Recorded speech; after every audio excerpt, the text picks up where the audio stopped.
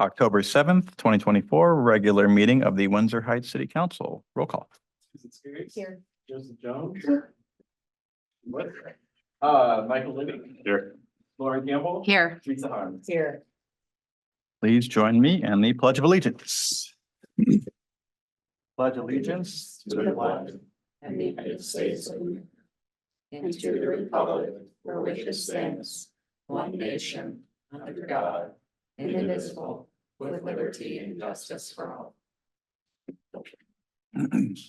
Approval of the agenda. So moved. Second. Roll call. Susan Spears. Yes. Michael Libby. Yes. Lauren Campbell. Yes. Teresa Harms. Yes. Item 3, public forum. This is a time set aside for comments from the public on topics of city business other than those listed on the agenda. No action may be taken. Please come to the podium, state your name and address for the record, and keep your comments to no more than 5 minutes. Hi, hello. This is Julie Earhart at 1029 68th Street. And I want to give a great round of applause for how beautiful the park is. Absolute fantastic attendance on Friday night. Absolute fantastic and wonderful day on Saturday. The city, the contractors have did an outstanding job. And I heard so many compliments from people that I have never seen before. So I wanted to share that with the council that can pass that along to others. Job wonderfully done, guys. Beautiful. Thank you. Thank you, Julie. Thank you, Julie.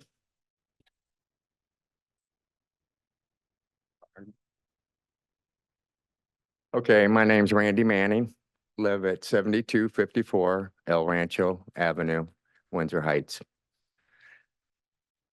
And what we're up here for is to talk about the yard that they've tore up down at my house. And I think Adam's got some input on that today. Thank you. First, apologies. I intended to have this on the agenda. I'd actually drawn up a staff report and I don't know where it's at, but it's not on the agenda. But I'm glad you're here. If I can just give a little bit of background. So following the last city council meeting, when you were here, we did come out and meet the property owners, engineering, myself, Public Works. We took a look at the property and what the request was, which was a retaining wall at the corner there of El Rancho and 73rd Street. And then additionally extending out south to their driveway. And Adam's pulling up the Google Street View there. So you can see the corner, as we talked about at the last meeting, we've widened kind of the turning radius there on El Rancho from 73rd Street. So there is an impact from our 73rd reconstruction project on that corner. It's brought that curb in towards their property, and it does have some sort of an impact on that slope there. And then if you go further south, the city's impact is less in that area. So we've widened 73rd Street by about 6 inches or so there, also put in back a sidewalk. And you can see the slope decreases on that side as you get towards that driveway. So when we visited with Randy on site there, we wanted to get some cost information at that point about what the retaining wall would be at the corner, which is where I was feeling comfortable with putting a retaining wall in due to the city's impact. And then what the cost might be to extend that retaining wall 1 block or 2 blocks high all the way to that driveway line. We got some pricing information back from the contractor, specifically pricing for about 100 square feet of material down to that driveway just for the material cost, and that's $1,500. Randy's volunteered to install that block beyond that corner installation if the city were to provide the material cost. So we have a staff recommendation on this one that we move forward with installation, the city's contractor installation of a retaining wall at the corner where there's a significant impact. But I didn't feel comfortable moving forward with a recommendation that the city install or provide the material for installation for that last 100 square feet down to the driveway. I think it's a little bit more of an aesthetic situation, although there is still some slope there. And I think there's some concern about mowability there and maintenance. So that was where my recommendation was. I did invite the property owners to come here again today if they had a difference in opinion on that. Looking down south on 73rd Street, what you see for a grade between the sidewalk and the property is similar to what you see on the south side of this property. So I wouldn't anticipate that you'll get many more requests or any more requests for a retaining wall, just because there isn't a big slope differential.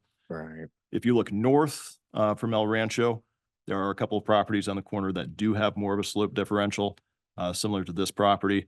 However, that portion's already been reconstructed. To my knowledge, we haven't received any interest in a retaining wall at this point. I think it's just been graded to try to make it workable. Not to say you couldn't get a request elsewhere on another reconstruction project, but this does appear to be probably an isolated retaining wall issue for 73rd Street. So thank you for letting me get that context and Not a back over to you. problem. Yep, thank you. Oh, don't go anywhere. Sorry, yeah, exactly. So it wouldn't be graded? I'm talking about the part from where you're recommending the retaining wall to the driveway, would they not grade it? It would not be graded in past the city's right of way. I think there's. Just to the driveway, yeah, itself. Because when the old sidewalk was still there, that dirt would always erode right over that sidewalk. I'd have to keep cutting it back. It's just too much of a grade above that sidewalk. I know if I shot it with transit, I bet it's probably at least a foot and a half probably above the sidewalk there, the grade. So do I understand your request correctly, though, is that the city provide the $1,500 worth of materials so that you can complete that retaining wall all the way down to the driveway? Yeah, what I'd like to do is see with the contractor, because they're gonna have a certain block, color and style, and we already kind of picked that out. But I was wanting to see what them blocks were the pricing was gonna be just on the block itself. Because you don't want to go with the retaining wall and then start with a whole different kind of block from that retaining wall. You see what I'm saying? Yeah, because it'll all blend. So it all blends around the same. And we can't get that information from I've been trying to get that Tanner. information from Tanner, but he's turned this over to his boss and he's supposed to be taking care of it. I have not heard back from him or nothing, so. Adam, if you could just pull up on Google Street View, 6098 Hickman. That would be just that was an example I was going to include in the staff report of what's kind of being proposed for the retaining wall. As far as providing the information on the material, we can certainly get that to you. Apologize, we haven't already. I can't remember. 6098 Hickman.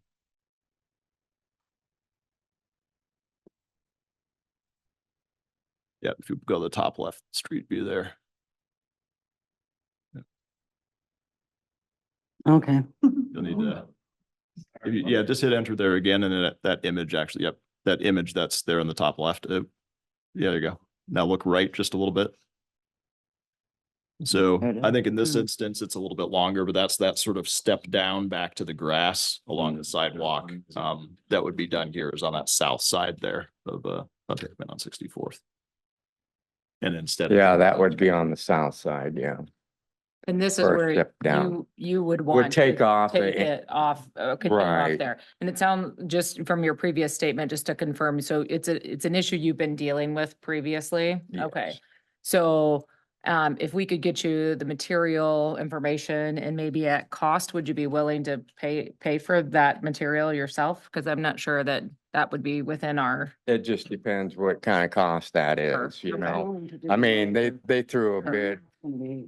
bid, a price out to us that was for installing it and everything, Sure, $18,000. That's ridiculous. right. It is. I mean, I know the labor is gonna be probably more than what the block is gonna be itself.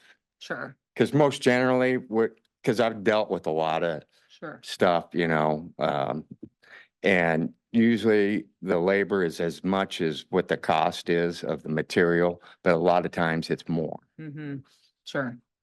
Would that be something that would be plausible? Could they get the material for cost? So the cost is 1,500, correct? We order it from the contractor. Yes, that's what the 1,500 is for. That's for the additional, or that is for the entire project? Okay. So, Ms. Harns, your suggestion is that we have the property owner pay the 1,500 for the material and have that delivered as part of the project Yeah. in fashion. Right, right. If that would be something they would want to do to be, make sure they get the same product and the same brick that's being used and that sort of thing. I think we'll need to have a little bit of conversation of the logistics of how that would be paid for, because it is a DOT bid project. Okay. But I would think that there's some way that we could probably work through that. Aaron? I think we could work through that. I think there's gonna need to be some documentation about responsibility for the builds. It's, that piece of it won't be part of the city project. It just will be materials provided. But I do think if that's the will of the council, we'd figure out a way to make that work. I'm just trying to keep it maintained. I mean, it's a city walk. It's gonna be where people's walking all the time. I just wanna, since we're putting this in now, let's do it right, you know? And then instead of coming back later and doing something. So Councilmember Harms, just want to be 100% clear. Your proposal is that they pay that 1,500? Correct. The city does. Yeah, yeah. I mean, I know it's not an agenda item for us to make a decision on today, but, so I'm just talking out loud. It's an issue they've already been dealing with. It's not something we would traditionally cover otherwise. It's not your recommendation that we cover that portion. Is that correct? That's correct. based off So the we impact of the would request. do what we are doing in other spaces or comparable, right? But facilitate the way that they can But- get it at that cost. Correct, yeah. Okay. So it sounds like that would be a significant cost savings to, On my part was I'd supply the labor, you guys supply the material. sure. And that would be what, 1,500 for the cost of the block, right? Yeah, so your request is that the city pay that 1,500. Yes. The proposal is that Yeah, we make because sure I'm you can doing, get it at that price, but you would pay that price. I don't think that's too fair. I really don't. I think my labor, because I'm gonna have other people helping me do this. It's gonna be some of my neighbors around my area. They've already offered to help me. I mean, I could probably do it myself, but that's fine, you know, but that's the way that I see it. If the city will pay for the cost of the block, I will supply the labor putting it in. Sure.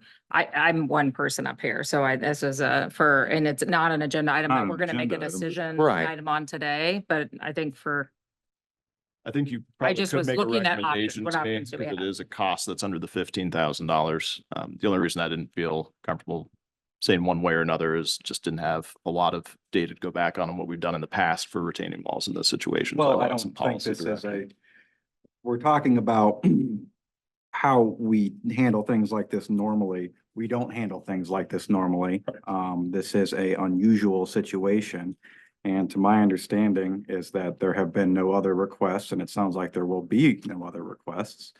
So just some context given there, right? I mean,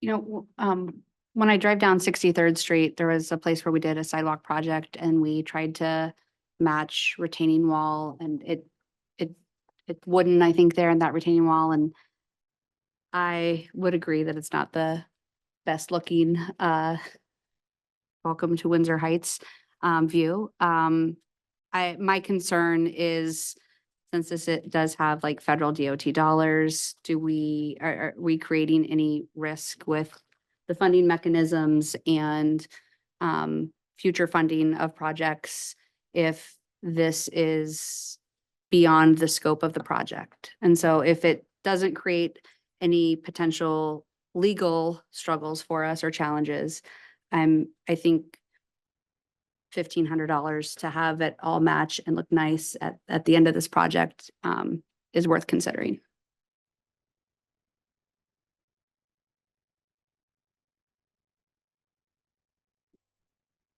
do we have that answer?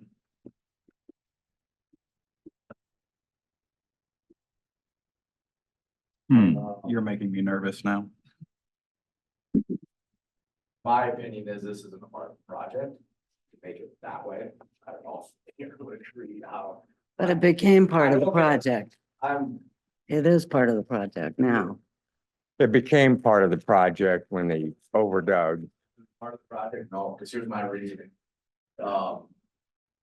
I don't know how I justify it to the DOT saying we're just gonna pay $1,500 and drop it off at their house and. That, you know, there's a lot, they put it in, right? Like, I don't think that flies. Could you do it, not outside the project? Like, I don't know. Okay. Maybe. That's not tied to it, maybe. I wouldn't feel comfortable just leaving material in somebody's driveway and going from there, because who's to say it gets put in per DOT specifications and that one, right? So. What we originally looked at was just go ahead and taking that retaining wall all the way south to the driveway. The challenge was the bid price back to do that, or the quoted price to do that was, I think, in excess of $10,000, which it really wasn't justifiable in my minds. And then the proposal was that we just provide the material at much more reasonable cost. It creates the complications of bureaucracy and how this project is bid out to find a reasonable solution here. So what are you trying to say? If they can find it in their budget somewhere, that, I mean. that's what I think he's saying. Yeah. But I mean, it's not tied to the project.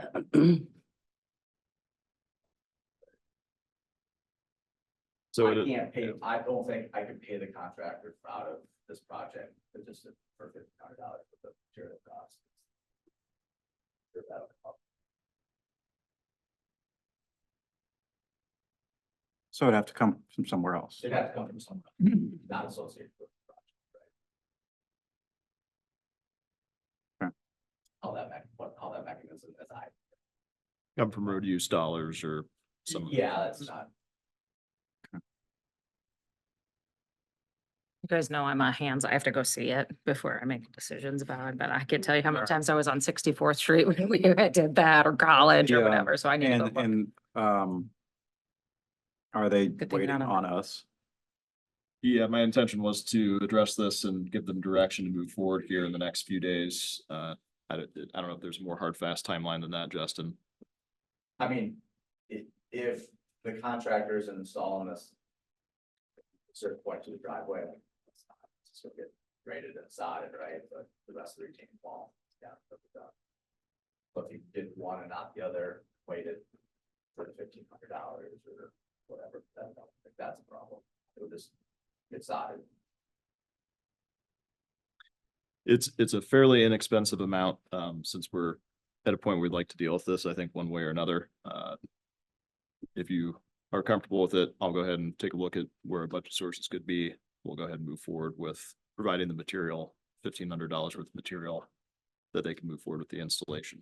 If anybody has concerns on that, we can certainly delay a decision, but it's a fairly low dollar amount decision that we're looking at here, and hate to hold things up from sodding and the rest of the project moving forward to deal with this.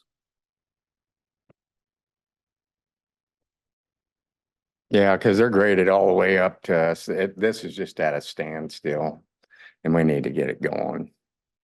Because winter's coming here pretty soon. We need to get this backfilled, the wall put in. I would agree. Well, I don't disagree that it's not a lot of money, but I think from a philosophical standpoint, as we've approached things in the past, does this mean that each time someone asks about something similar or close to it, that we are going to find the funds to do it? Is that precedent? Yeah. And if so, I'm fine with that, but let's all consciously decide that we're not gonna make this a one-time, one-off. Or is it just based on how things turn out when we do road construction projects? It's kind of an isolated incident because really our grade is probably one of the highest grades in Windsor Heights there. If you go down that road, actually you can go down and drive on that road right now and go up the street. Now there is another sidewalk that the grade's just a little bit up on it too. But ours is the highest one out of all of them. And I like to say 73rd is a highly used road, as you know, because we're redoing it. And we're on the corner of 73rd. So, you know, you saw something on 63rd. People will see this, the retaining wall, and then nothing, because we can't afford $1,500. We're retired. And then nothing. I mean, how's that gonna look for Windsor Heights? Welcome. You know? Think about that. Well, if you're not comfortable making a decision, I would rather you just say, I'm not comfortable making a decision, and we actually have it as an agenda item. I would prefer it's an agenda item if we're not in a position to make that decision tonight. I'd like to actually go look at the properties and that's my preference. When is our next council meeting? Yeah, take a field trip down there and look at it. Let's get a clarification. Are we talking just the $1,500 part of the hangout, or is it the rest of it? No, No, just Can we get $1,500. I guess a request I would have, can we go ahead with the other portion of the wall? I don't think that's an issue, right? My intention was to administratively move forward with that based off of the project impact. It was just the $1,500 that I had a question on, based off of the unique circumstances for that. Okay. Randy, what's the address again? 7254 Thank you. El Rancho. Okay. Thank you both. Thank you. Thank you, guys. Thank you. All right, consent agenda. Move to approve. We do have one revision to the consent agenda, item number K, approve salt shed improvement project change order number 1. There was a typographical error there, a mathematical error. The correct amount that change order would be revised to is not $122,005.52. It is slightly lower, $121,642.12. All right, any other questions or discussions about the very lengthy consent agenda? All right, hearing none, roll call. Hold on just 1 second. Are we trying to make sure that this is not on this, the one that I have questions on, but can I remove G for discussion? Just a quick discussion. We don't even have to remove it. If we could just discuss it for a second. No, let's discuss it. I just wanted to make sure that there is nothing, when I looked, it doesn't show that the person has to live in Windsor Heights to receive this tax abatement. They could not live in Windsor Heights and be up to doing like cleaning up their rental houses or whatever, and then we would still do this. The exemption, is that kind of how I read that? Not aware of the, Requirement. You thought it was a I requirement? thought it was our requirement that you had to live. Because if you look at the applicant address, it's on 27th Street. Right. And the property address for abatement is 63rd Street. So that was my concern. I read through, granted, Fall Festival brain, I mean. was Here, okay. It looks like the owner of the house on the assessor site, same last name, different first name, and they do have the homestead credit. They also have a homestead credit on 27th. They applied for it in September. No, it sounds like it's just. Looks like different last name, Jim, or Richard Jacob, those might be the same.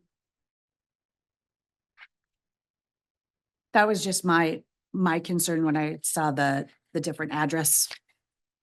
And since this is the first time that I've really dealt with this, be honest, I'm not 100% sure on all the rules and regulations. I just wanted to make sure that we did our due diligence on it.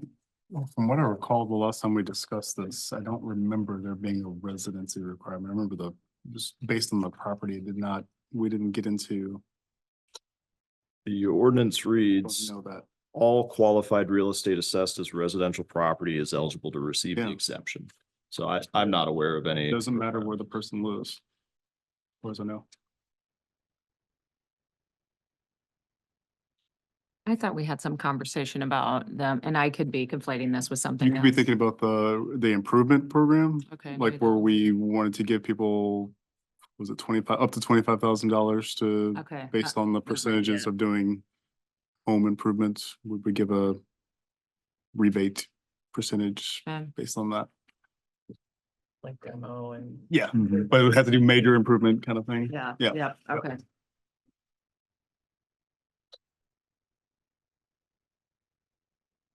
That was my only concern on that. Well, I'm wondering if we should make this moving forward, I don't know if it affects today, but to be owner occupied if.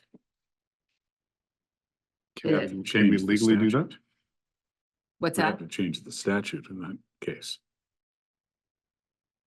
Oh. Add verbiage to the statute. Right, That's what she's saying. Yeah, it doesn't impact today. Right. yes.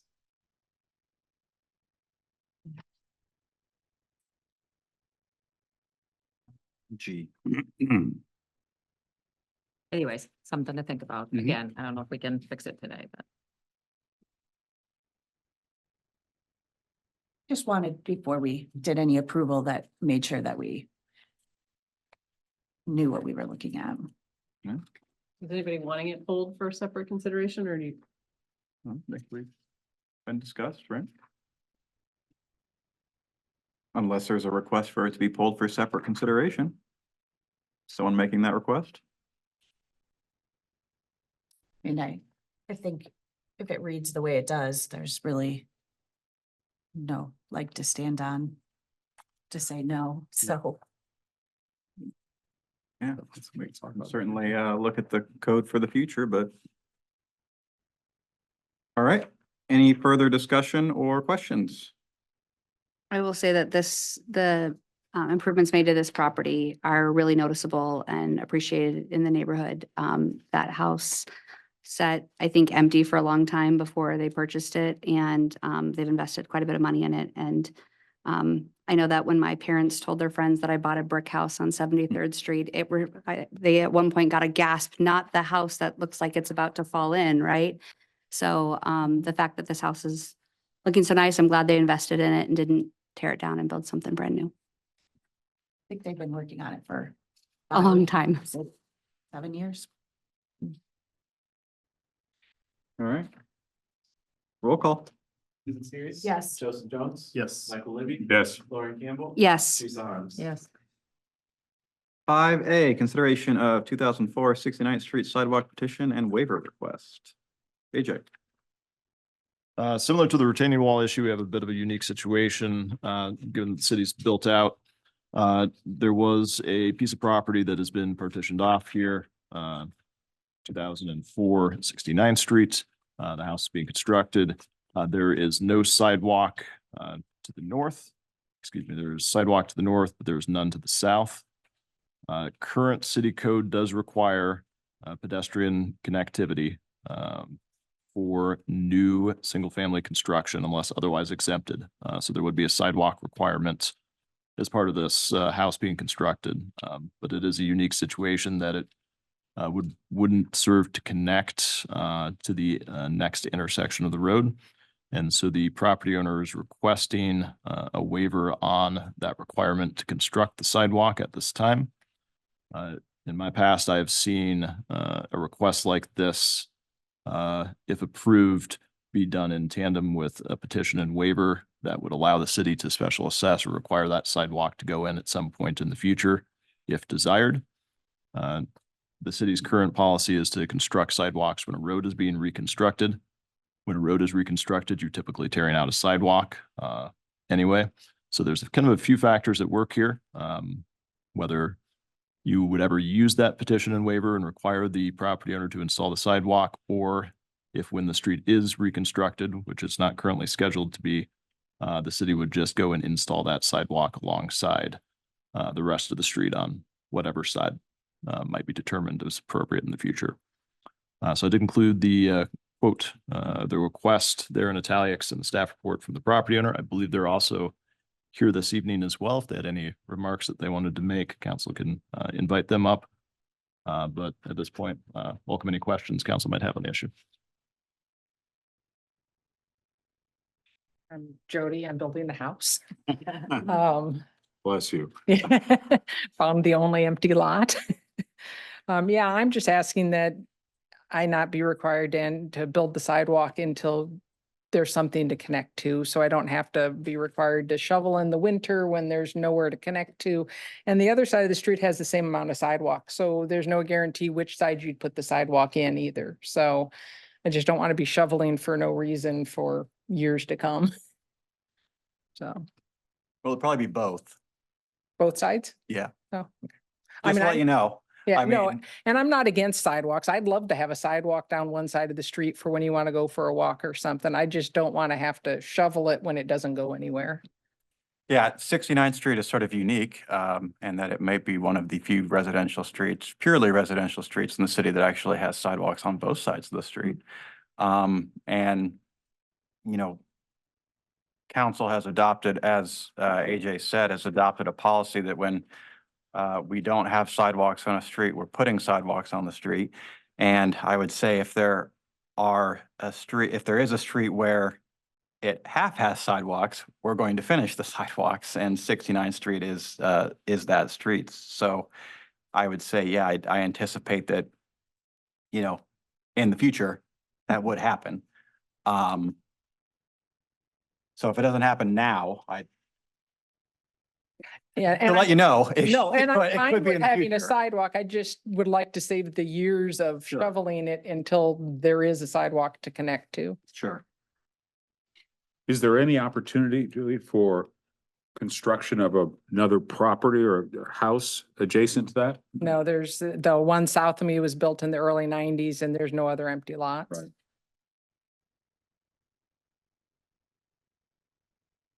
I would be fine if we did not make the sidewalk and just put it in there, however you talked about the waiver.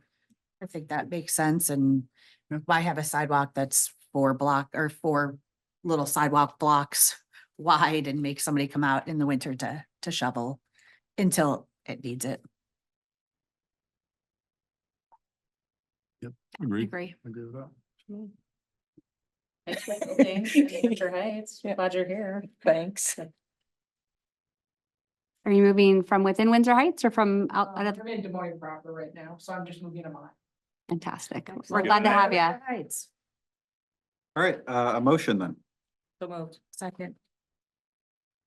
You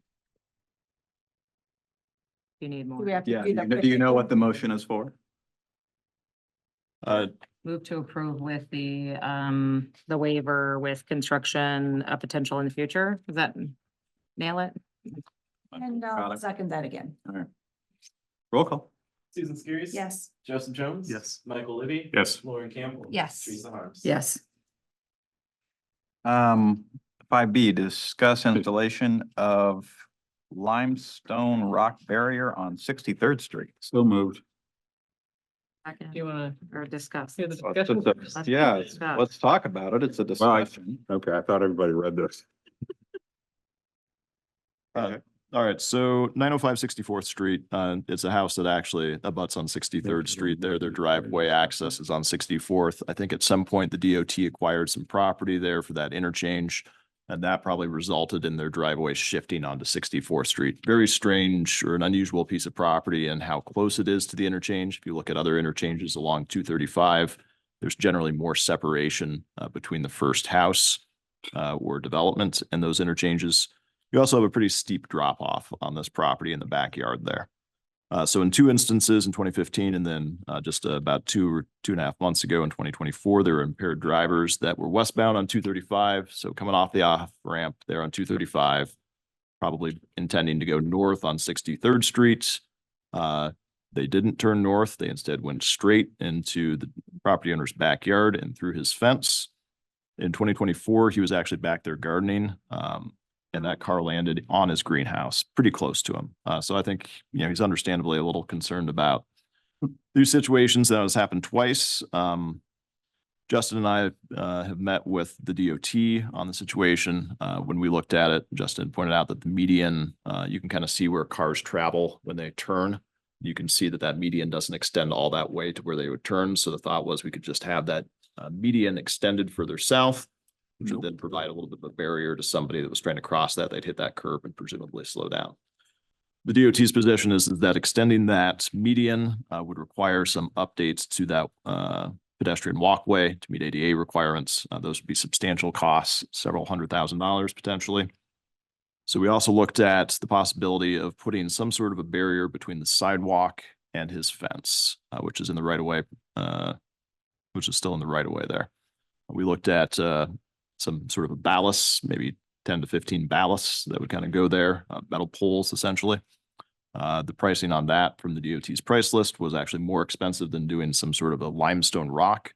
We do have some limestone rocks elsewhere in the community that we use for monuments. And in fact, this is right on the edge of the community. So if council wanted, you could put some sort of signage on that rock. That price came back lower than the kind of the poles. So that's what we kind of focused on in this preliminary report here. You could also do some sort of a farm boulder or something like that, a series of those along the roads. But the thought is, does council want to move forward next fiscal year or earlier if desired, an installation of some sort of a barrier between the fence and the sidewalk to help stop any car that would come in between there?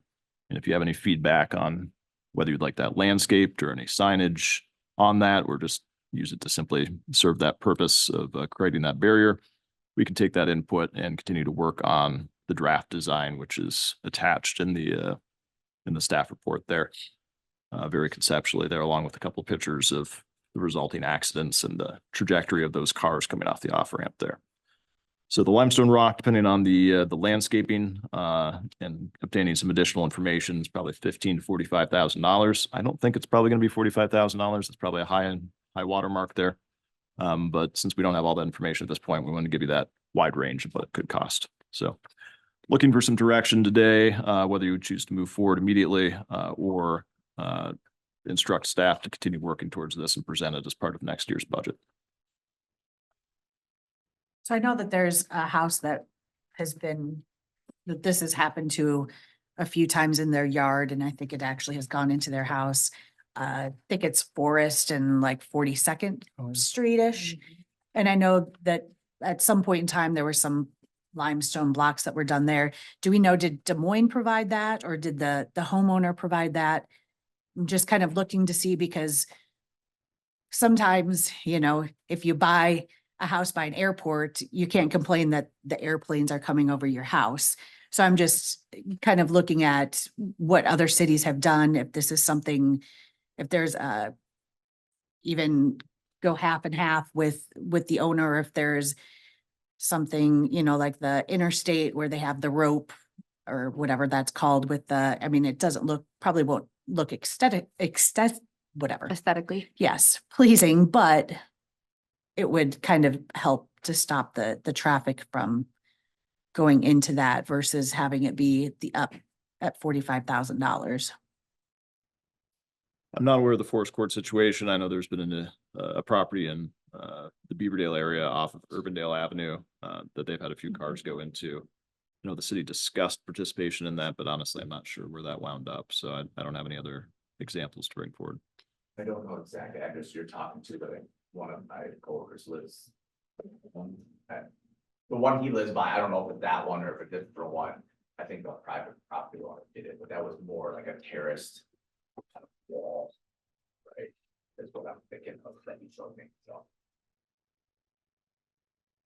I've got a question on the design. Sorry, real quick. So the other piece is this is actually in the right of way on city property. So our DOT agreement is the city is responsible for the maintenance from the curb to the end of that right of way. That's one other thing to consider, is this is a request that would take place on city controlled property, and it would require a permit from the DOT to be able to do it. The DOT has indicated that they would permit this, but it wouldn't be on private property. And just looking at the image there with that drop off, I think it would be difficult for the property owner to do something on his property just because of the drop off. So that's just visually working through it in my head. I guess that's one complication that could show up, I guess, if he tried to do something independently. I think he's lived there for a while. I can't remember. More than 15 years, I know he said, and yeah. Aesthetically, this plan looks really nice. I mean, yeah, it's beautiful. It would enhance, I think, the look of the community. And depending on how much, I could speak in favor of that. It looks nice. My next question is, who's going to maintain that? And, you know, we're already throwing more stuff on Public Works. I mean, hey, I think we need to start being careful of how much we're giving to Public Works before we have the ask for 2, 3, 4 more Public Works employees to handle all that we're putting on their plate.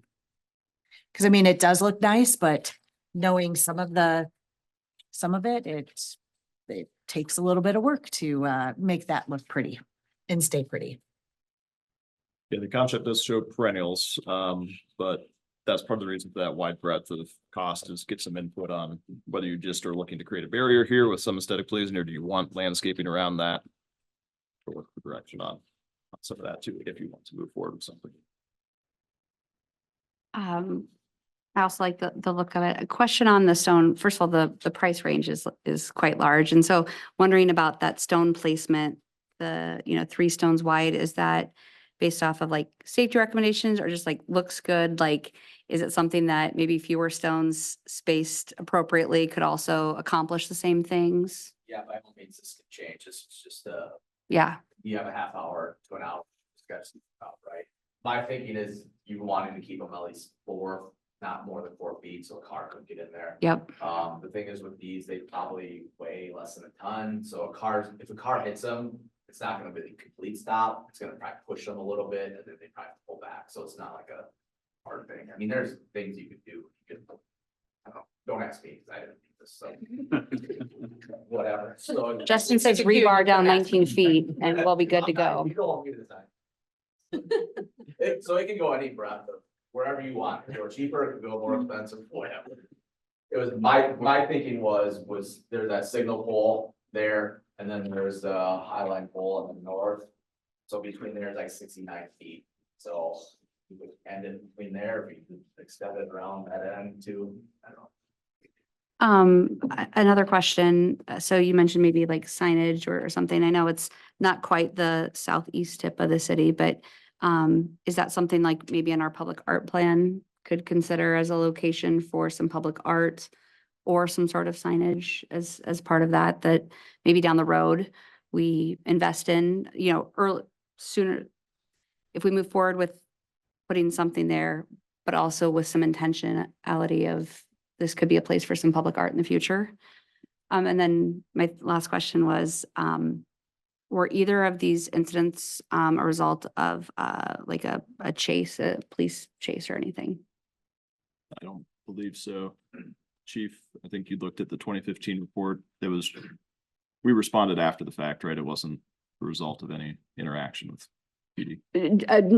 I wouldn't assume that it would have been interaction with Windsor Heights Police. I would have imagined it would be like state or Des Moines Police because it's coming off of the off-ramp there. I haven't read the report in a couple of weeks, but I don't recall any discussion on the pursuit. All right, thank you. Gosh, I have no, it's really ended, that's when the jurisdiction, not where it started from. I don't know what side would say, like, don't crash here. Yeah. No, I just. Welcome to Windsor Heights side. Moving on down the street. I can We see. a have. to the other side of the view, that's holding a stop sign. We do have some leftover flags from Fall Fest that could be utilized. No, not concerned about any Windsor Heights Police interactions with it. More wondering, I know that there have been some chases that initiated in Des Moines that resulted in damage in other communities, and just couldn't remember what the details were for either of these. And just to go back to the cost difference, one of the cost differences we in here was to put concrete underneath them and pin these down so they're more secure, so they just wouldn't push, but I don't think we'd recommend that, so that's why we gave you kind of a. Okay.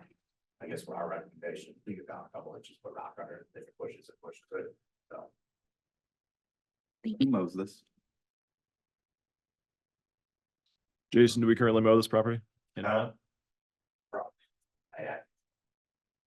I was gonna say, even though it's in public right of way, it's probably maintained by the property owner, so. It's an odd piece of property. Probably try to want to keep it simple. Yeah. We have I mapped said property boulders. owners. Those seem to roll, at least the ones in the Walmart parking lot seem to, when people hit them. No. Not those type. Round boulders. Yeah, not like round. Not like scissors. Rolling them down University. So We're thinking of Flintstones boulder when you started talking about that. and Yeah. Like, we get it, roll it down the, All right. the exit. So The freeway. Yeah, I am think, hearing the- some tentative direction of, I think the first Minimize question costs. is yeah, is there any interest in doing this? And if so, is it, expensive or cheap? So let's start with first question. Interest in, pursuing the wall, the car barrier. In the interest of public safety, I would say yes. Yeah, build a wall. Build the Easy, wall. Easy. All right, Pay for it. okay. And I then, think if we're gonna build something, then I would make sure that we have some sort of signage there for sure. Yeah, good. Let's utilize that opportunity to do it. as in Windsor Heights? Yes, not, don't crash here. It could be two things. Sorry, Steve. It could be dual purpose. Crashing. Okay. Flashes at you.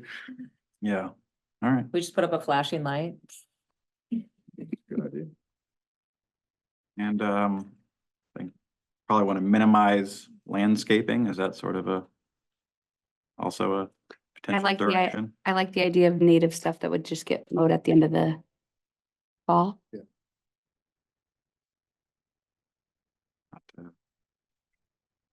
Not a lot of maintenance. But also have the homeowners buy in on that because he's the one that has to mow it at the end of the fall.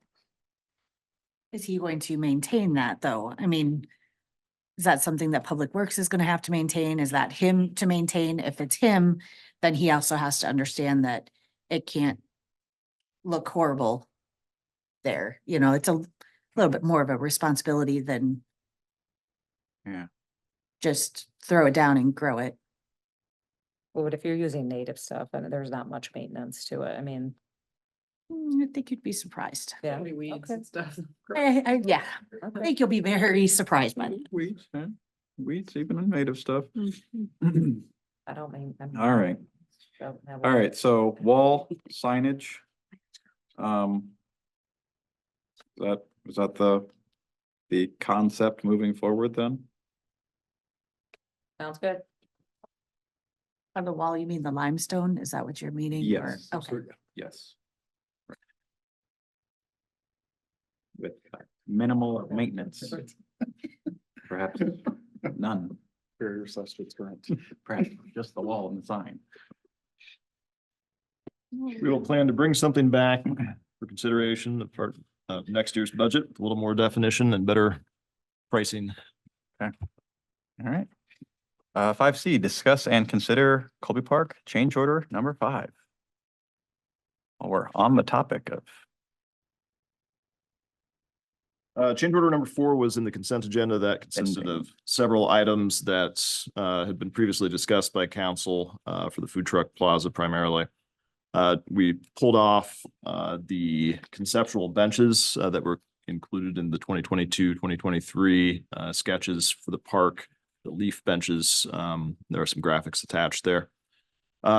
Bolton Mink's taken a look at those, got some better pricing from the contractor on that. That would be $50,493 to install those 3 benches. And so really looking for feedback on whether you'd like to move forward with these benches as kind of an artistic component to the food truck plaza. It would provide some areas to sit, but also tie into kind of that overall aesthetics. And then in addition to that, if you keep scrolling down beyond the rendition, you'll see based off of some feedback we got earlier that it would be nice to have some seating next to the food truck plaza, given that people will have foods. The idea for some stand-up benches called Jesse bars that could be integrated in there as well. So that would be kind of more of a stand, lean against it, eat some food. And then maybe some picnic tables would be elsewhere, closer to the grassy areas or closer to the splash pad. But looking to kind of stay with the aesthetic of the more adult food truck, beer plaza within that area. So In addition to that, there's 3 benches that are planned to be installed there. Those are the benches that the city already owns, just repainted, similar to what we've done elsewhere. And then there's a couple additional items that I've listed off in that change order with a little bit of description. Those are smaller cost items that are kind of more integral to the food truck plaza itself. So the real main decision for you is whether you'd like to move forward with the 3 leaf benches and or any sort of seating, additional seating or tables in that food truck plaza area. So. Welcome any questions. Nate wasn't able to join tonight, but he did give Justin and I some additional information. So we will do our best to answer any questions that you've got.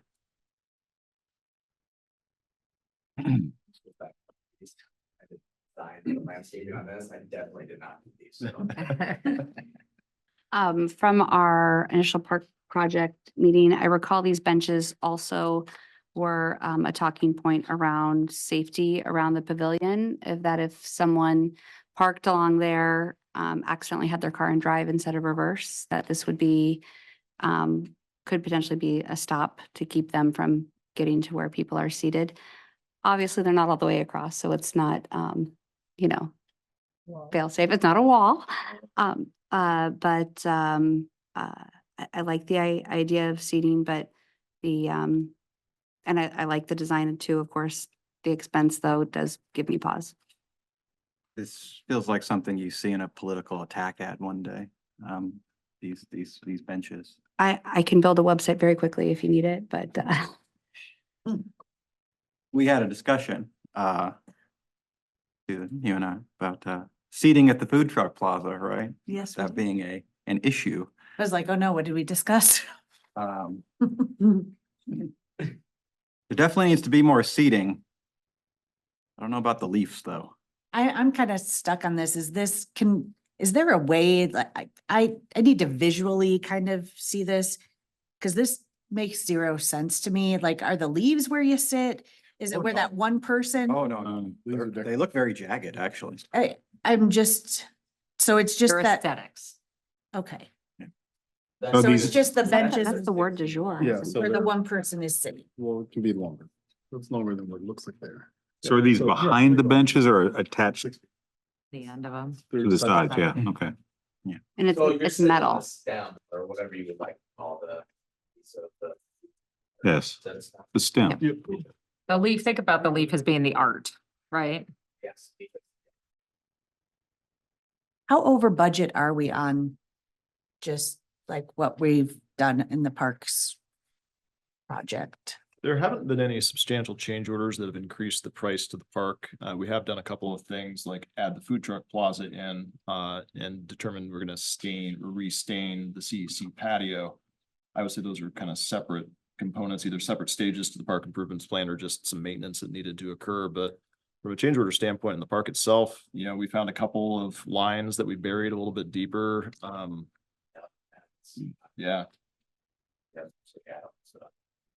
Justin, what are those leaves made out of? Is it concrete? Let me see if I can read the plan. It's aluminum or that's metal, Powder coated aluminum plate or approved, or you can alternate do a paint color to represent weathered steel. Got it.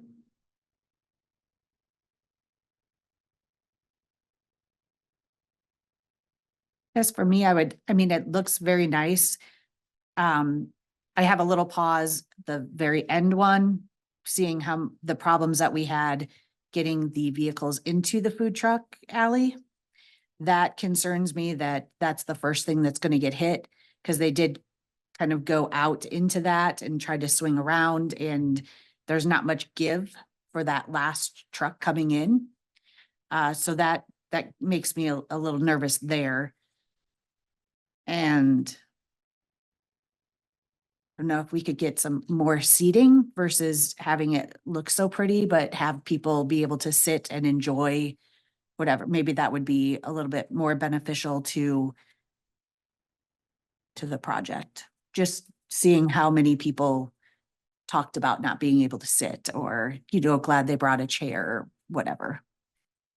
Justin, from a cost perspective for engineering for something that's a little bit more simple that maybe has like a leaf stamped in it. Is that, what kind of expense would that be? Yeah, like. you're Like- not talking Like in the about- concrete. Like in the Like- concrete, like a concrete cube, what's a long cube, rectangle? That has like a design stain. I think she's Into talking it. about like a flat bench. Yeah, flat, Right. so Yeah. a bench on top of the leaf.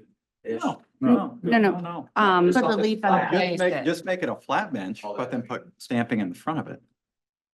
They've already done that with leaf patterns already, so I'll buy the. from the Splash playground, pad. So I, Mhm. yeah, stains. That expensive, it's just literally painting it on, concrete paint on. would we have Just- more engineering work needed for it, or is it just, I just draw a box and the guy does it? You'll have some associated architectural engineering Yeah. costs, I'm sure, but I wouldn't guess that it's I- multiple thousands. Okay. I'm wondering too, if there's an opportunity, and I don't know if it's here, I was thinking more like, do you do that top table, like the tabletop option? And I was thinking the same thing. What if you did more like the stamping or put like a metal base for it or whatever comes in as a leaf, sort of trying to incorporate the art into something like that? Maybe you could take that back to your team and see if that's with that concept, if there's something more we might be able to do to get some more eating, sitting locations. I was thinking the tabletops could be leaf shaped. No, like it. Turn that leaf So on its. creative. Stand around the leaf or sit around the leaf. Hmm. We are brilliant. And let's put that art to work. I like it. So there's interest in something slightly less expensive and more functional? Yeah. I didn't hear less expensive. Yeah, I was just gonna say. You're just gonna turn the leaf to the side. You can puncture yourself. Definitely different ways to do it. And there, you take it to the experts. We're not it.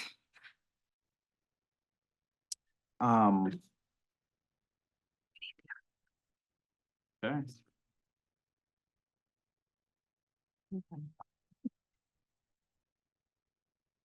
Like us to bring something back and Well, reconsider? it seems that the benches as they are currently proposed do not have the favor of the council, I would say. And so, I mean, in looking at them, I was like, oh, this, my kid will be the first one to fall and get hurt on these. That was my first thought that came to mind. they seem sharp. They do seem I a little thought sharp. I was gonna be the first person to cut my finger on it, so. As I'm, So something, if we can. Let the somehow make injury a be. leaf table, but then also the limestone, the benches, also create more seating. I'm not. But your team is. Yes, exactly. Excellent. It's up to me, it's gonna be square. Just send Nate the recording and he'll build it. The YouTube A link. very simple leaf, whatever it's about, like a eucalyptus, very simple leaf. I do believe, as part of this change order, there's a couple different pieces as well. There's some topsoil compost amendments and some perennial ground cover. I think that was sort of planned as part of some other work that was being done in the food truck plaza area. I'll have to visit with Nate whether we can move forward with that to kind of get a more complete look, even while we work on getting the light poles up, which were part of the change order 4, and establish what these benches are. But I'm presuming folks would be supportive of going and moving forward with that landscaping component that's in those landscaping beds. It's a lower cost and it's not adjacent to those benches. It's in the concrete planters that are to the north of those. can I make a comment about the planter? Something that I thought was going to happen, did happen. With the food truck alley, 2 people ran over that planter, the edge of the planter already, as they were pulling in. The So the- westmost one? Yes. So I don't know if there's a way we can round that or make it shorter or something, but that is a very tight turn, which I said was one of my concerns with it, but seeing everything happen. Yeah, definitely was, I mean, I think we might have already taken a chunk out, to be very honest. If nothing else, there's tire marks there. And it wasn't for me driving. Let me note that. Just before What are you referring to? the planter, so as you go in, like the food truck alley, Yeah. however you want to think, Mhm. you're going in the food truck alley and you're trying to turn to go down food truck alley, Mhm. there's like a planter that's right here. Okay. And as you're making that turn, it's kind of a tight turn for trailers as they're trying to turn, and they went up and over the planter already to make that turn. Cause it's a tight turn. Have to go look. Exactly what's. That's this planter right here. Or if we could shave it down a bit, or I don't know, I'd just.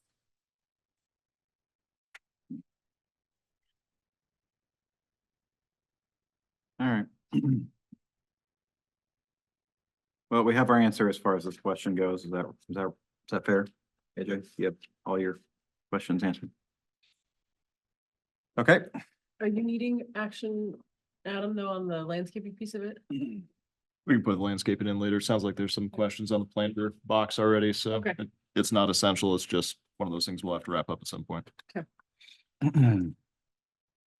5D, discuss 68th Street South reconstruction.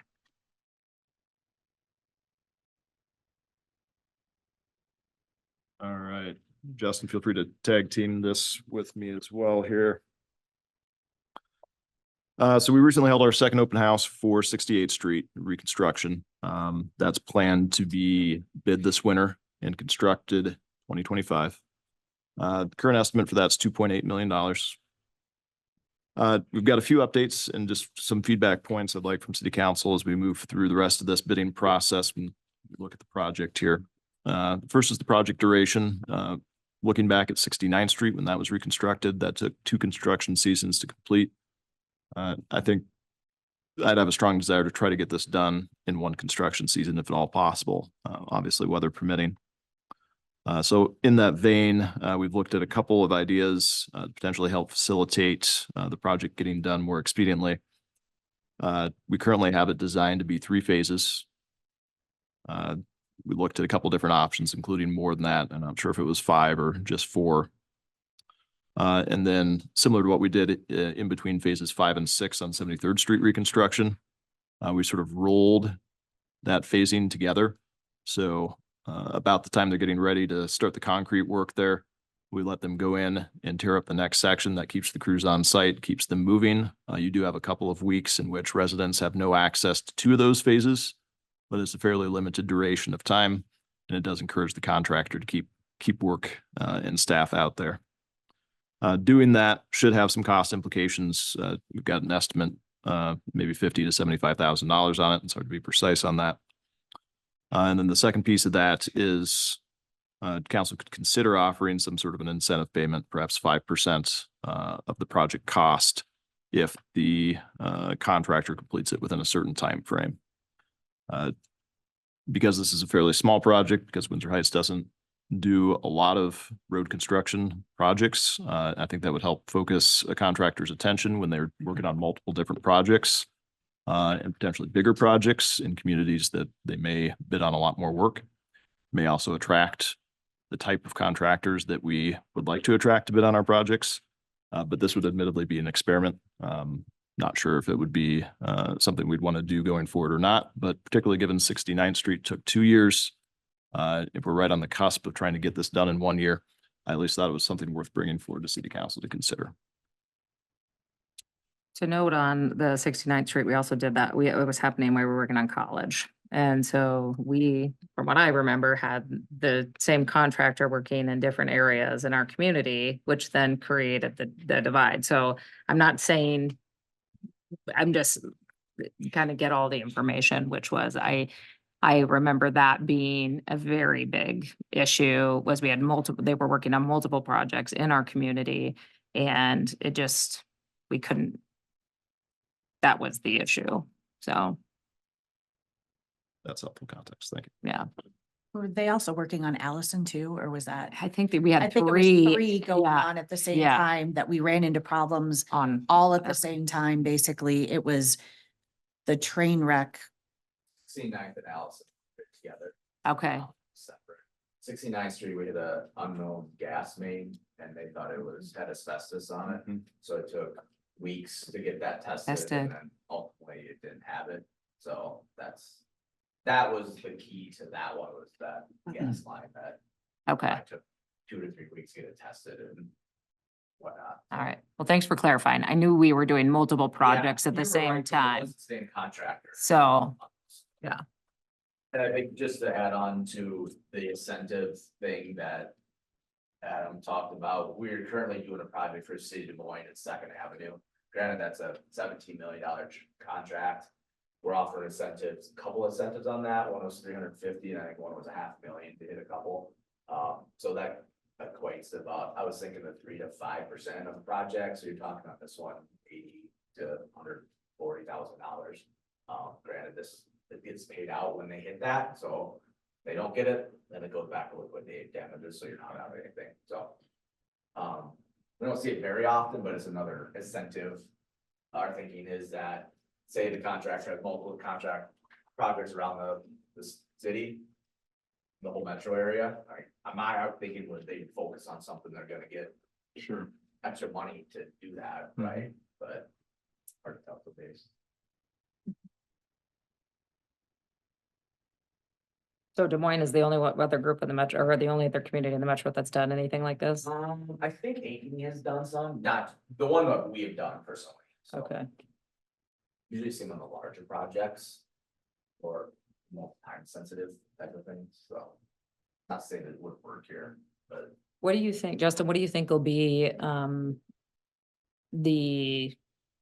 mean, we know that it's the construction season, right? But where are communities in regards to using, whether it's federal dollars that they have to use, or what, what is going to be the construction,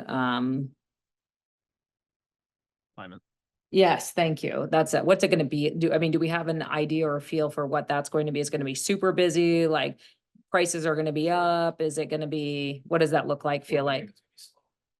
Okay, they're already seeing concrete, especially concrete companies right now are bidding a lot of bidders cheap. I think what happened was some of these concrete guys used to do big commercial projects where they're building these huge warehouses, and that is not there anymore. So then we've seen 10 bidders on a concrete project right now. And I think the thinking is it's gonna go back. I think people are fearful of slow down the economy, I think right now, from the contractors, so I think they think it's gonna be slow down here. okay. Well, I think if it's gonna be slow, then I don't think it makes sense for us to do a bonus incentive. That's my opinion. When will this be bid out? Will it be bid out the springish, like February-ish, or are we talking like November-ish, or December. is that a realistic goal, or is that like a Susan Skerry's goal that? If it'd be up to me, it'd be good separate, but. We have project partners that we have to Yes. collaborate with, and we're subject to their timelines as well, such as Des Moines Waterworks and others. All right, let me know if I need to prep the whip. My goal is December. Have it in January. All of it's good. I can look it right up. Yeah. December 17th. Yep. That's Okay. notice of bidding, it'd be approved, beginning of the 5th, ultimately, Oh, yeah, I forgot about that. that's mine.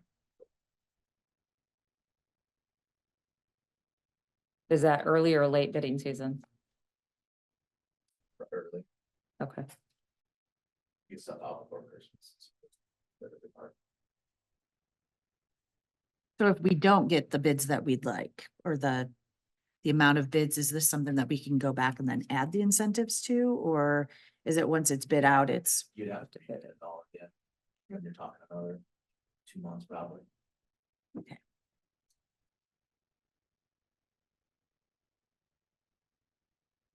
Adam, was the original reason for the incentives due to concerns about residents and their mobility?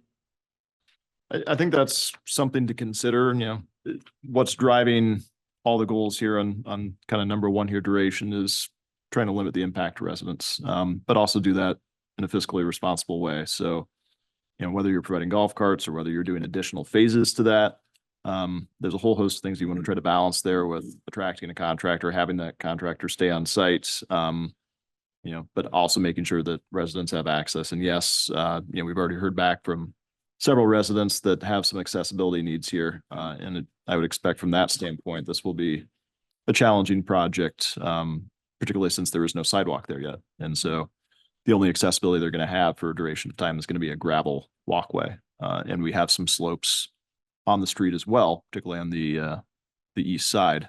So they'll be fighting that as well. Thank you. But all of those things will still be there regardless of whether or not we have an incentive. I don't feel strongly on the incentive. I just wanted to bring it forward as an option, particularly given 69th Street's timeline. But sounds like there's some potential additional reasons there, but you never know what weather's going to do either. So, yeah. Knock on wood. I agree with Teresa. I mean, I don't think that the incentive, hopefully the incentive to get the job done and move on to another job is incentive enough for them in the company. The liquidated damages. It's a carrot or stick approach. I mean, are you going to give them something for completing timely? Or are you going to charge them something for not? Which You is a said it so pain, which is a pain on the back end. Yeah, you're not guaranteed on that. Right. True statement. And they aren't guaranteed either unless they complete the project. Right. The carrot approach. Yeah. Okay, what else? Are there any concerns with our plans to do this in 3 phases and to do that sequentially with kind of a 2 to 3 week overlap timeframe? During that overlap, that means that the driveway accessibility then is further away, right? Because it's, I mean, I'm a little nervous. There's, as your staff report mentions, that there's people with accessibility issues. I think this is the open house I saw more people using mobility devices at than any of the other ones I've attended. So it makes me a little nervous.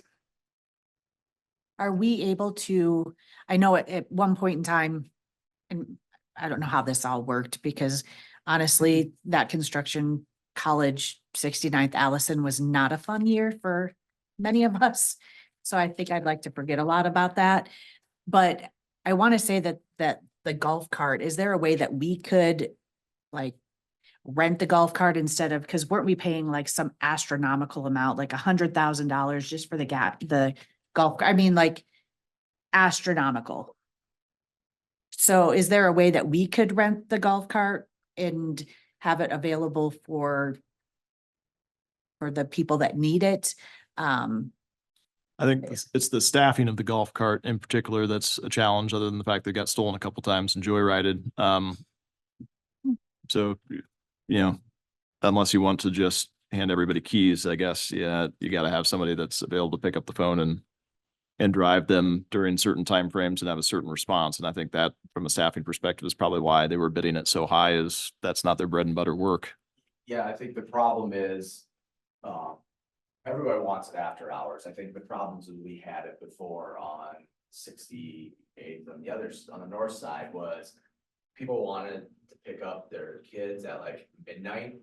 One, contractor is not gonna want to do that. Two, I don't feel comfortable sending a contractor out with someone by themselves for both ways, right? Like that, for me, that's not a good choice, right? For either person. So that's where the issues come is those. It's not during the working days when the contractor's out there, it's those off hours and how do you do that? Quite frankly, I mean, I can tell you stories on 69th Street where the contractor did it out of the goodness of his heart, took someone to Walmart, she ended up getting her nails done while he sat out in the parking lot. So like, wow, he gets stuff like that is, I mean, the contractor, I commend him for doing that, but like when he found out that, he's kind of irritated that, I mean, he sat out there for like an hour. So that's the issues you come up with, right? And then not everyone has space in the yard to drive a golf cart up or whatever, so. Not to mention it was stolen like a couple times, the last couple times.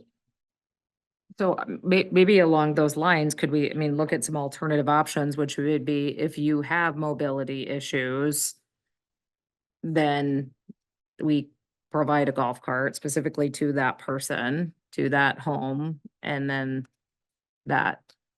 I don't know. I'm trying to Yeah. problem solve here, right? Really Like, tricky challenge, but then you gotta wonder, do you want the liability of somebody with, are they qualified to drive a golf cart? Could- could we look at reimbursing people who are renting it themselves on, because I know that you have to provide proof of insurance to the company. And we so they have could, some skin in the game. yeah, and we could reimburse them for the cost of the rental, and if they lose it, damage it, that's on them. Yes, that's where my mind went, is if there was a situation where you need to provide a golf cart, and I just remind everybody, I'm not aware of anybody else that provides a golf cart currently during a road reconstruction project. But if that's the direction we want to go as a city, and amenity we want to offer folks or people that have specific needs, I would rather look at a way of providing some financial ability for them to have that golf cart and them have that liability, and make sure they maintain the insurance and they park it responsibly. They've got skin in the game, like you said, than there being a city golf cart or a staffed golf cart. I think it's probably the better way to go. But I think we do need to be careful about how many of those that we want to provide to, because it's probably a slippery slope. And then you've got a private resident driving a golf cart through an active construction site. Yeah. And so it's one of those wicked challenges. There's no easy solution to it. I mean, the other option is they're walking with a walker or handicap device through an active road construction on uneven ground, which, yeah, I mean, rocks for me are horrible for me to walk on with my mobility issues. So I can't even imagine what some other people are going through. So that's always a concern to me when you say, yes, I understand the rocks will be down, but for some people, rocks are even worse than dirt, Right. which would be me, so that's why I'm trying to think, just because knowing a few of the people that live on 68th Street with their mobility issues, there's something that we have to do to make sure that they can get in and out of their house, considering we're tearing up everything.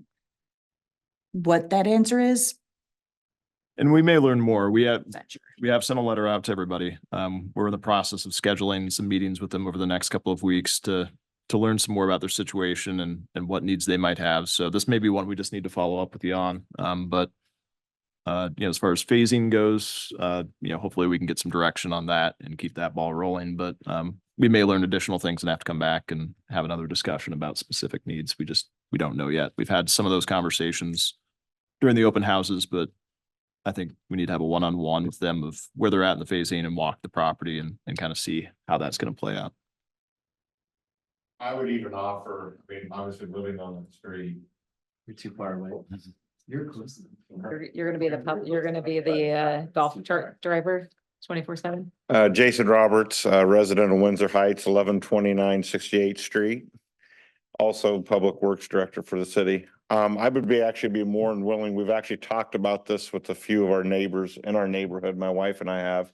And I'd be more than willing to, like, if the city decided that they were going to do a golf cart, I'd be more than willing to park the golf cart at my residency. And if somebody needed a ride, I'd be more than willing to get the residents to wherever they need to go. So, I mean, that's definitely an option. I mean, we'd be more than happy to help anybody on our street. It's very generous of you, but also we need you bright-eyed and bushy tail in the morning and able to do the 900 other tasks that are on your plate. But like I say, I mean, if it's something that you guys decide, it's definitely an option. I mean, I'd be more than happy to have it at our house, and I'd be more than happy to help our residents on our street. So, Thank you. yep. I think people are worried about like scooters that can't go on grass, that can't go on gravel, so now how are they going to? because that's how they use to get from their vehicle, you know. Well, but that's every construction, right? I mean, I think we're talking about the 2-week period of the overlapping stages. That's what this discussion is about, right? Yeah. What service, if any, are we going to, I guess, provide?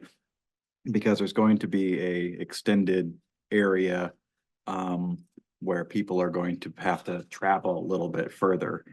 I think I kind of, if the middle ground might be potentially considering reimbursing some people for if they want to get their own golf cart. Yeah, that isn't a perfect solution, but that's what, during that time frame, not for the entire time frame, but during that overlapping time frame, I think that's probably So are we, is that 2-week period overlap, that's not firm, dependent on weather, correct? Can I clarify this? So we were thinking phase 1 start, and then we would start phase 3, which is on the very north end, Oh, roll in. So it wouldn't be like boom, the boom. whole thing. It would be, because we could pick a spot up at the north end, which is a little shorter, that they could go to. The concept is to keep the pipe crew in town and not go to another job site and then can't come back for whatever. So we're thinking do phase 1, they could finish, get up there and then go to 3. So it wasn't going from phase 1 to 2. And that's Would what I that- thought it does was that make going. more sense? Okay. Yes, because I was Yes. like, I kind of figured. Thought it that went right in a we had row. talked about parking, correct? It finally clicked up here for once and then. So One, That three, that was two. so 1 and 3 would be the rolling. No golf carts on city streets after sunset too, that's state law, I can't make that, just FYI. You're gonna talk about golf carts. What do they do in Clear Lake, chief? Sunrise, sunset. And permit. What about UTVs? Different. Because that's what they had up at Hmm. 68th Street with UTV. Yeah. golf cart. Because those are allowed. That's called Golf Cars of Iowa. I would like one, by the way. And then Okay, so I think. you need to gather more information. Is that what I'm hearing? That's what I want. We'll continue to have conversations with residents. We'll continue to try to work towards the sequential phasing with some overlap there. Resident access, as I mentioned, the intention is to put gravel down on both sides of the street to the ability that we can. There's terrain that allows, which again on that northeast corner becomes problematic to provide daily access for folks. We do have that mailing out to have one-on-one meetings with anybody with ADA needs. And we're aware of one EV vehicle, which we ran into on 73rd Street as well. So we're gonna sit down and visit with them. We're gonna go to the food truck plaza, the pedestal there. There's 220 service as well as 110 service to see if that will work for their charging accommodations. I believe it will, but we need to check the actual outlets and make sure that's gonna work. Anything to add to that, Justin? No, if somebody comes up with an idea on that, let me know. It's not gonna be a problem, that's gonna go away, right? I talked with Mid-Am and I still haven't found it. Luckily, the one on 68th Street guy is sold vehicle, so I didn't have to worry about that. So it's gonna be a problem that I have to think of a solution for. I haven't found that solution yet. We are proposing one bid alternate, 69th Street's constructed. It goes a little bit into Mott. As a result of that, we're now doing 68th. We'll go a little bit on Mott on the other side as a result of that.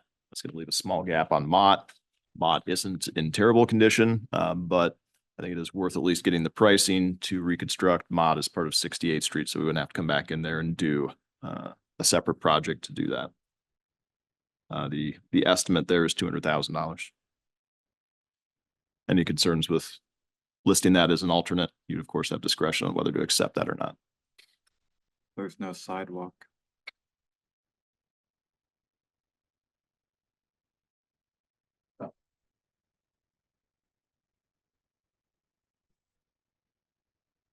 Just throwing that out there. That is that is the policy. There is not a sidewalk in that little area, so. I couldn't answer that. We didn't have a survey done yet, so.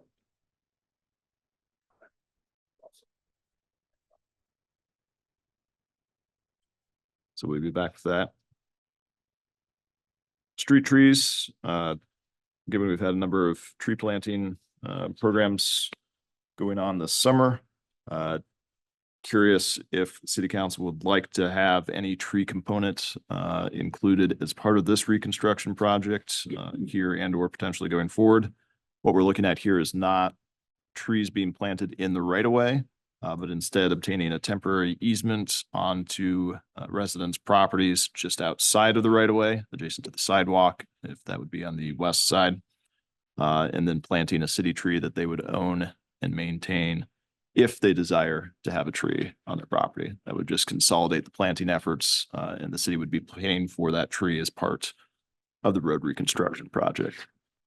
So curious if any input on that. If so, that would be something we would be talking to with residents going forward to see if there is interest in anybody having a tree planted in their front yard to provide that shade on the sidewalk or the street.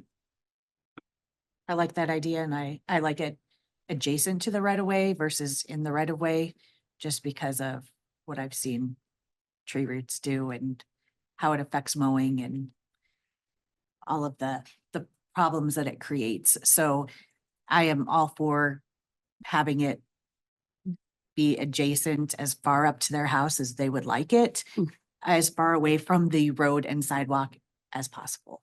My thoughts. Well, we still need the shade. Well, yeah, it'll still be the shade, you know, once it grows. But it's basically theirs, right? Comes theirs. Correct. Okay. Any opposition to that? Any other input council would like to provide? I know we'll be coming back with a few of these topics here as we learn more information, but anything else that should be on our radar as we're working through design? Comment that came back up was, I think we dealt with another project that's parking side, once the sidewalk. Mhm. So.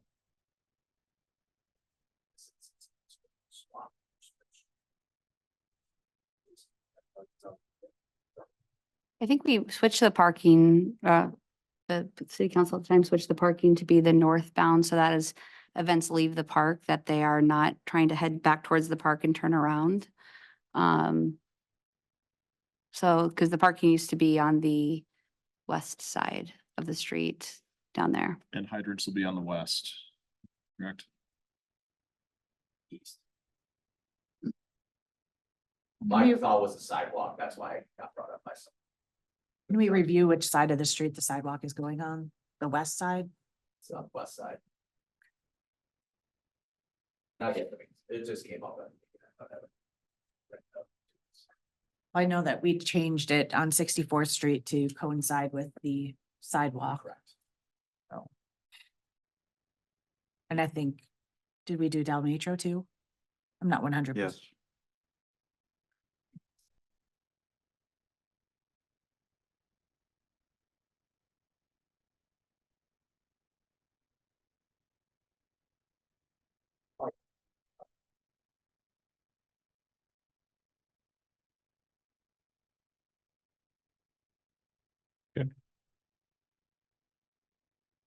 All right.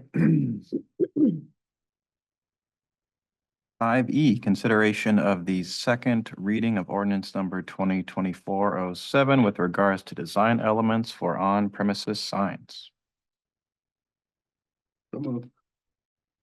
Second. AJ? Adam, is this the temporary sign one or is this the permanent sign one? Hold up in there.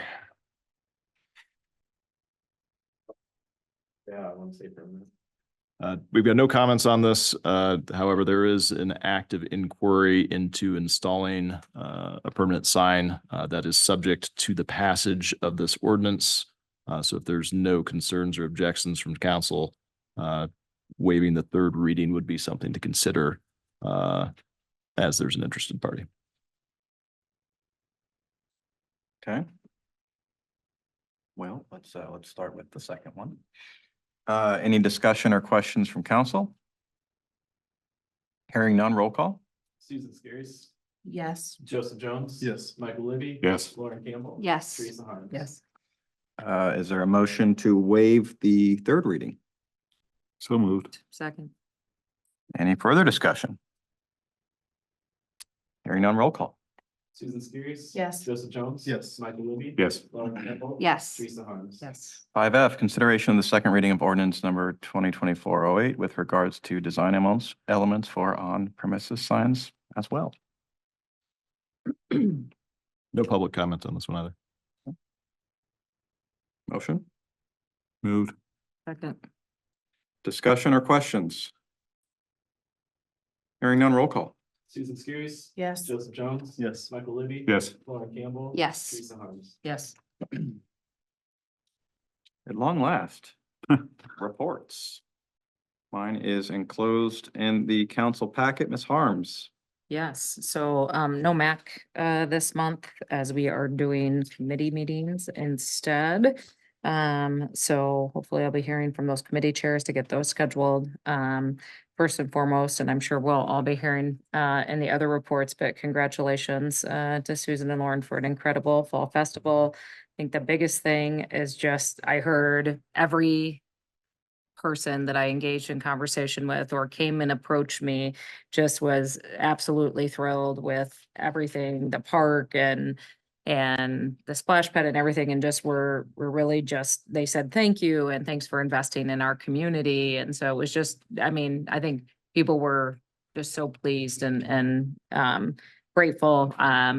Got one of the last emails I read today before I departed to come over here was a resident that has 4 kids that is involved, you know, comes to our events and stuff, and they just were blown away. And so Julie, thank you for your comments earlier today, or earlier in this meeting. And so anyways, congratulations to you and to everybody's, the staff, everybody. I know it was full court press for everybody. So way to go. I'm glad the wind died down, Susan. For the fireworks, but and then just a couple of other things. So I know we've got Veterans Day before the next one, but then Windsor Wonderland is on the horizon as well. One of the things that we're doing differently or addition this year is we've got some ornaments that here I can pass those around. If you didn't see them at Fall Festival, there was an opportunity to order them. So Adam, I'll chat with you about creating something for the newsletter. And so they're made by a local artist in Urbandale, and they'll be $15, but it's order only. And so you'll have to put in your order, and we'll create a link online to be able to do that. So I think that's all I've got, unless there's any questions. How much are they? $15. Probably said that's ours. I did. It's okay. So, but otherwise, lots of really good stuff coming together for Windsor Wonderland. And I've been working with the Public Works team and trying to figure out where and how the carriage ride will pull up. And I think we'll do it on School Street and doing some other things, maybe add some things, new things, take away some things. We'll see what happens, but lots of good things happening. More to come. Ms. Campbell. Just wanted to thank everyone for all their efforts for making the best fall festival I think that we've had so far. Wouldn't have been possible without our amazing city staff, the generous volunteers, including Barry here, and all the family members that were voluntold to help throughout Fall Festival. I think we were all blown away at how many people were there Friday night for the movie. I was even more surprised at the number of people that waited in line for a long time for pizza, and want to commend Susan for making the decision to get more pizza. And it turns out the amount of pizza we need is we're never going to be able to have enough pizza, but it was a fantastic event, and just really appreciate everybody's help. I'm attending DART tomorrow, and for Windsor Wonderland, Susan will be out of town, and so I have promised Teresa that I will be her Susan. That's all I got. Mark your calendars is what she's saying. Thank you, Mayor. I just wanted to read into the record the fact that I'm so appreciative of being able to attend the League of Cities meeting in Sioux City last month between the dates of 18 and 20 September. And during that time, I had the opportunity to meet with a host of people. Susan Judkins of Clive, City Councilor Patrick Palmer of Hampton, City Councilor Tara Scott of Bondurant, Mayor John Halla of Ames, Mayor Caitlin Cool Burns of Clayton, Mayor Brad Kavanaugh of Dubuque, City Councilor Steve Richardson of Indianola, City Councilor Rosalind Garcia of Keokuk, Mayor Bill Schickel of Mason City, says hi, by the way, Chief. Mayor Bob Andwig of Urbandale, Mayor Quinn Hart of Waterloo, and was invited to go to dinner with Bolton and Mink, but had to turn that down for another engagement. Alan Kemp and his staff was wonderful. There's an interesting piece, Ann Seda from the Department of Agriculture on urban water quality and a cost share program that may be available for future opportunities at Colby Park. Dr. Abby Foreman of Dordt University, the housing funding with Travis Squires, the new Iowa profile with Ashley Jared. This is one of the most interesting pieces of information I found. All of the data that's been collected by the state of Iowa about all kinds of things from quality of life, life expectancy. Cities can use this to navigate how they stand up to other cities. It's a big project. Even colleges and universities could use it to be able to better market their product to where the age-based people are at in the state. And I did see Susan and Justin and Nate from time to time. My preference is really not to hang with the folks I know, my friends, but to be able to be with a whole group of people where you can garner ideas. This morning early, 7:30, I attended the board meeting for Icon Water Trails and report to you that the fundraising for 2024 is 85% complete of its goal. There's a special event happening on the 10th as the Great Outdoors Foundation and Icon Water Trails join together to recognize recipients during the Wild Prairie Showdown. Patricia Bodie, council member for Urbandale, has been selected as the creative conservationist. Rick Tolleson, president of Hubble, has been selected for the 2024 Wave Shaper. The event takes place at the Community Choice Credit Union. However, it is sold out. Glad to participate in handing out fall festival cards at Hy-Vee along with other volunteers. Movies in the park for Hocus Pocus this past Friday was huge. I walked the length of that large waiting line that was in line for pizza and pop and stuff. And I just asked randomly, so where are you from? Where are you from? And I perceive about 10% of the people that I talked to were from Windsor Heights. The rest were from Des Moines, Clive, Urbandale, West Des Moines.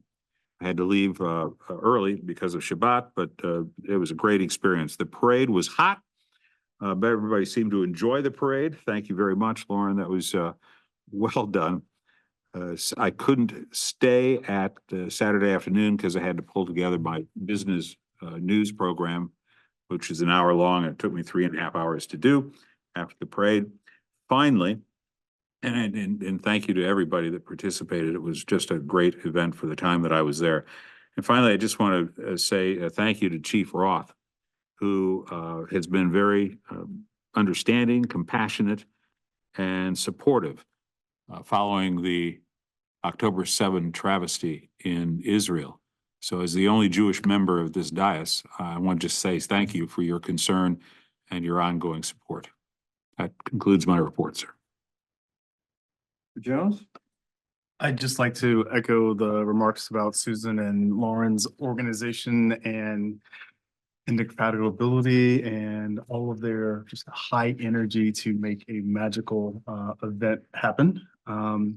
And it was a great fall festival. So I appreciate your leadership and special events and all the things that you do. And I had this moment of, I got to get off this council before I'm left and they leave. And then somebody's got to do these events stuff. I don't know if I have the energy for it. So no announcements tonight, but I'm just saying, like, it was, you guys do a lot and it's, it does not go unnoticed. So I appreciate it. And for the entire city staff, and I know you give up a lot of your time with your families and force your families to come do city events. But being there and all of us together and watching people come from all around to watch a movie and to be at our parade and to be at the fall festival, it made me really proud to serve with all of you. And I know we've had a lot of ups and downs in my time on council and watching city things over the years, but it really did feel like we've gotten to the point where we always thought we could, which is that we have some cohesion within our community and people are on the same page and we can move forward in a happy, solid way. And that felt good. So anyway, just wanted to share that with you. Lauren's going to be in first chair tomorrow for Dart. I'm going to play backup and we'll continue down this road of trying to figure out transit. So heavy struggle still. I told Lauren earlier today, I added up, I did 30 hours of Dart related things last quarter. There's a lot. We have a lot to do ahead of us too, but thanks to the mayor for staying strong as well. And all of you for being steadfast in your support for public transit and what it means for people to be able to have access to it. It's a reimagine. Is it a reimagine meeting? No, it's a regular. Okay. When is the reimagine meeting? It's in a few weeks on a Monday. Yeah, hold on. We'll talk later. 21st, maybe on the 21st. I knew it was in October. I didn't remember. Excuse me. Miscarries. Well, as you can imagine. This 28th. Thank you. No, I'm good. It's been a few busy weeks since our last council meeting. I also attended League of Cities, there in Sioux City. I do not have the names of people that I talked to, so I'll make it quick.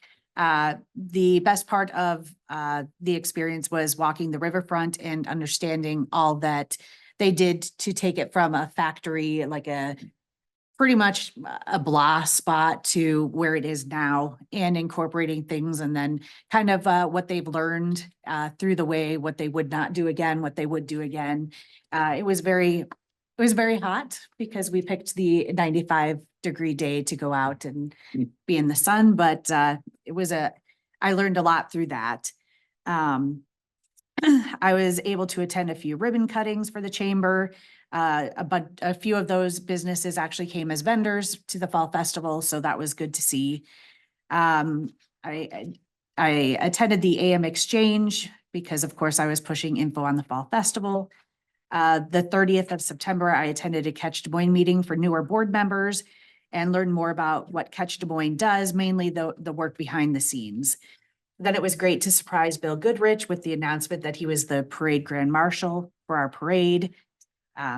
It was nice to see everybody come to kind of be there with him. Thanks to the Public Works, to Casey for the balloon decorations, the police department, and I'm sure the fire department would have been there had they not had a call. But then I attended the Metro Waste Executive Board meeting on the 2nd, mainly to pick up garbage and recycling containers for the fall festival. But, you know, that night I was able to attend with Lauren and Mike, the badge pinning for several of our Windsor Heights firefighters. It was nice to hear the stories behind the life-saving awards that were given to Garrett Foreman and Brian Jones, who actually received 2 life-saving awards. Now onward to our special events. Lauren and I, we are now pros at being interviewed by news agencies because we did 3 in 2 weeks. One of us is a pro at saying, you're going to do all the talking, right? That would be me. I'm not pro. I'm not dumb. Think smarter, not harder. We were able to bring Brian Jones and Brett Merciel in to promote the annual pancake breakfast and bring, the star of the show, Ember. Our movie in the park brought over 1,300 attendees. We went through 120 pizzas. We ran Marco's out of large and extra large pizza dough because we ordered so many pizzas. If you haven't already, please make sure to say thank you to the staff at Marco's because they stayed late to make pizzas and were true champs in that area. I will be putting Marco's and their staff in for the next Windsor Heights Business of the Year award after Friday night. Yeah. They deserve that and probably a week break. And thank you for tipping them nicely. Just an all around good business to deal with. And I'm so happy that they were as behind us as they were, even if there was some grumbling because employees had to stay over past their shift. And so I appreciate Marcos a lot for what they did. We're kind of looking at things to kind of change for our Friday night movie for Hocus Pocus due to the number of people, but it's always a learning experience. So thank you to Therese, Lauren, Mayor Jones, Joseph, Chief Meese, Chief Roth, and all the other volunteers that came out to help on Friday night. We could not have served all those pizzas, drinks, and everything without you. So Public Works, thank you for all you did too. I don't think that I've ever seen the grass, the playground, the softball, baseball fields. I mean, it was so full. I have no idea. It was something Not on the else. sod. Yeah, not on the side. They were not on the sod. Can't tell you how many kids I told to get off of it. The association said they had over 750 attendees at their pancake breakfast and raised about $6,000, with a lot of that money coming back to our community in ways like donations to the movie in the park, whatever else, their kind of Easter egg hunts, Santa. Think we had a good attendance for the parade and fall festival, although I was not able to get numbers on the attendance. I never even made it to the inflatables, the balloon, the face painting side of the event. So hopefully that was pretty busy, I'm assuming. The food trucks and beer vendor were happy with their sales and thanked us for having them out. I saw that the Sky Cone was starting to sell ice cream before 11, and I saw a sorry sold out sign being held by a staff member before 6:30 p.m. So I'm really curious how much business they saw on Saturday. 7.5 cases worth, they said.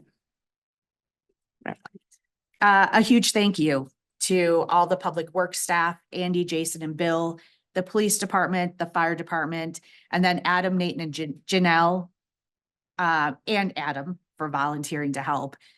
Nate was a rock star helping us pass his volunteer time on Friday, popping popcorn, and then he still came back to run the 5K where he finished with a very respectable time. So I would like that put out there because that's record. amazing. Make sure that's in the minutes, Adam. Make sure that makes it in the record. Yeah. Thank you to the elected officials, Therese, Joseph, and Mayor Jones, who volunteered to help and jump in where they were needed without being asked on Saturday to help Lauren and I. So we appreciate that.